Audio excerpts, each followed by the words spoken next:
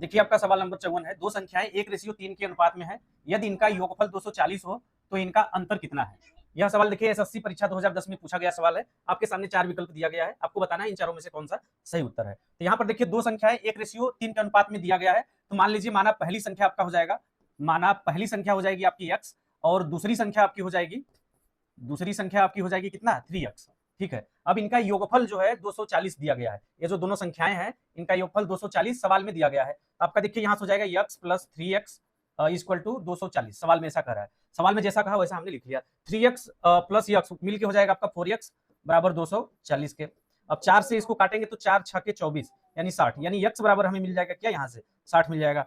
ठीक है, तो आपका पहली संख्या क्या हो जाएगी, पहली संख्या हो जाएगी 60, x बराबर 60 मिला है। और दूसरी संख्या हमें मिल जाएगी कितना, x की जगह पे 60 रखेंगे तो 6 3 18 180। दूसरी संख्या में मिल जाएगी 180 और पहली संख्या मिल गई हमें कितना 60। अब हमें क्या निकालना है, इनका अंतर कितना है। ये जो दोनों संख्याएं हैं इनका योगफल 240 है, तो इनका अंतर कितना है। तो दोनों का अंतर करिए, 160 में से 180 में से 60 को घटाइए, आपका जाएगा 120। इन दोनों का अंतर कितना हो जाएगा 120। आपका ऑप्शन नंबर ए का सही हो जाएगा, 54 का ये सही उत्तर हो जाएगा। और फिर देखिए आगे बढ़ते हैं, अगला सवाल है। देखिए सवाल नंबर 55, किसी व्यक्ति की आय तथा व्यय क्रमशः 11:10 के अनुपात में है। यदि प्रतिवर्ष वह रुपया 9,000 की बचत करता है तो उसकी मासिक आय कितनी है। आपको यहाँ पे बताना है क्या, उसकी मासिक आय कितनी है। और आपके सामने देखिए 4 विकल्प दिया गया, आपको बताना है इन चारों में से कौन सा सही उत्तर है। यह भी सवाल आपका एसएससी परीक्षा 2010 में पूछा गया सवाल है। तो देखिए आपका क्या हो जाएगा, आय तथा व्यय का अनुपात आपको दे रखा है 11:10। तो यहां से मान लीजिए माना एक वर्ष का आय, यहां से क्या करिए आप, सबसे पहले मान लीजिए माना एक वर्ष का आय, एक वर्ष का क्या निकालेंगे, आय निकालेंगे। तो एक वर्ष का आपका इस अनुपात के आधार पे एक वर्ष का आय हो जाएगा आपका 11x और एक वर्ष का व्यय आपका हो जाएगा, व्यय यानी क्या खर्चा, एक वर्ष का खर्चा हो जाएगा आपका 10x। हो जाएगा कि नहीं, बिल्कुल हो जाएगा। और आपको प्रतिवर्ष यानी एक वर्ष का बचत आपको 9,000 दे रखा है, ये हमने मान लिया। और आपको पता होगा आय बराबर क्या होता है, आप देखिए आप समझते होंगे आय बराबर क्या होता है। आय बराबर होता है आपका, आय बराबर होता है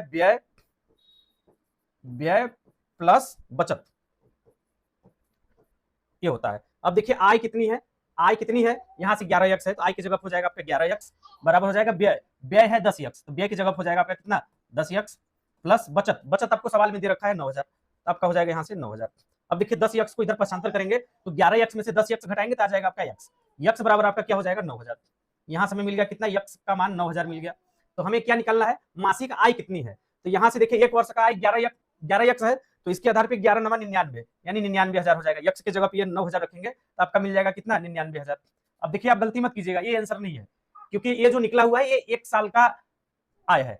कितने साल का है, एक साल का आय है। हमें निकालना क्या है, एक महीने का आय बतानी है। तो एक महीने का आय निकालने के लिए क्या करेंगे, इसमें 12 से भाग देंगे, 12 से भाग देंगे। सबसे पहले 3 से काटिए इसको तो आपको मासिक आय निकल जाएगी। 3 चौके 12, 3 त्रिके 9, 3 त्रिके 9, आपका ये 000। और फिर देखिए 4 से काटिए, कट रहा है क्या, 4 8 32, 4 दूनी 8, फिर 4 पंचे 20, 8,250 यानी आपका एक साल का जो आय है वो 99,000 है। अगर एक महीने का आप निकालेंगे तो 8,250 आएगा। तो आपका जो एक महीने का मासिक आय होगा वो 8,250 रुपए होगा। यही आपका फाइनल आंसर होगा। कौन सा आंसर सही हो जाएगा, 55 का ये डी वाला आंसर सही आंसर हो जाएगा। और फिर देखिए आगे बढ़ते हैं, अगला सवाल है 56 नंबर, 7:11 के प्रत्येक पद में किस संख्या को जोड़ने पर अनुपात 3:4 प्राप्त होगा। यह सवाल भी आपका एसएससी परीक्षा 2010 में पूछा गया सवाल है। तो यहाँ पर देखिए क्या कह रहा है, 7:11 के प्रत्येक पद में, 7:11 के प्रत्येक पद में किस संख्या को जोड़ने पर। तो मान लीजिए माना जोड़ी जाने वाली संख्या यक्ष है, तो दोनों पदों में हमने क्या किया, यक्ष को जोड़ दिया। किस संख्या को जोड़ने पर अनुपात 3:4 हो जा रहा है, 3:4 हो जा रहा है। सवाल में जैसा कहा वैसा हमने मान लिया कि माना जोड़ी जाने वाली संख्या यक्ष है, तो हमने 7 में भी यक्ष को जोड़ दिया, 11 में भी यक्ष को जोड़ दिया।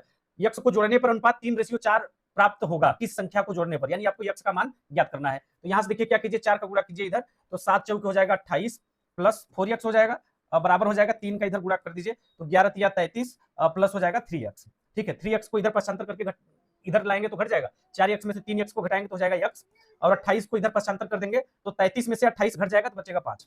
तो जोड़ी जाने वाली संख्या क्या हो जाएगी, 5 हो जाएगी। कौन सा आंसर सही हो जाएगा, 56 का डी वाला आंसर सही आंसर हो जाएगा। किस संख्या को जोड़ने पर अनुपात 3:4 हो जाएगा, तो 5 को जोड़ने पर अनुपात जो है आपका 3:4 प्राप्त होगा। देखिए आपका अगला सवाल है, दो संख्याएं 3:4 के अनुपात में है तथा इनका लघुत्तम समापवर्त 84 है, इनमें से बड़ी संख्या क्या होगी। यह भी सवाल देखिए आपका एसएससी परीक्षा 2010 में पूछा गया सवाल है। तो यहाँ पर देखिए दो संख्याओं का अनुपात दे रखा है आपको 3:4। तो मान लीजिए पहली संख्या माना पहली संख्या आपकी 3x है और दूसरी संख्या आपकी हो जाएगी क्या, दूसरी संख्या आपकी हो जाएगी 4x, क्योंकि दो संख्याओं का अनुपात दे रखा है 3:4, तो पहली संख्या 3x हो जाएगी और दूसरी संख्या हो जाएगी 4x। और आपको देखिए सवाल में क्या दे रखा है, इन दोनों संख्याओं का लसा 84 दे रखा है, तो सबसे पहले इन दोनों का एलसीएम निकाल लीजिए। तो 3x और 4x का देखिए लसा निकालेंगे तो x दोनों में कॉमन है तो 1x हो जाएगा, इंटू हो जाएगा 3x, ये दोनों संख्याओं का हम क्या निकाल रहे हैं, एलसीएम निकाल रहे हैं, लसा निकाल रहे हैं, 3x और 4x का लसा। तो इन दोनों में देखिए x कॉमन है तो 1x लिख लिया हमने, और 3 और 4 इसमें देखिए कुछ कॉमन नहीं है तो 3 हो जाएगा, और 4 3 इंटू 4 हो जाएगा। 3x और 4x का एलसीएम आपका इतना आएगा, और आपको सवाल में एलसीएम कितना दे रखा है दोनों संख्याओं का 84, तो ये बराबर हो जाएगा 84 के। ठीक है, अब देखिए क्या कीजिए आप, आपका 4 3 12, 12 7 84, यानी यहाँ से आपको x का मान मिल गया कितना, 7, x का मान कितना मिल गया, 7। हमें क्या निकालना है, इनमें से बड़ी संख्या, तो देखिए बड़ी संख्या कौन सी होगी, 4x, 3x और 4x में से बड़ा कौन लग रहा है, 4x बड़ा लग रहा है, तो 4x x की जगह पे 7 रखेंगे, 7 चौके 28, तो आपका बड़ी संख्या हो जाएगी 28, 57 का सी वाला आंसर सही हो जाएगा।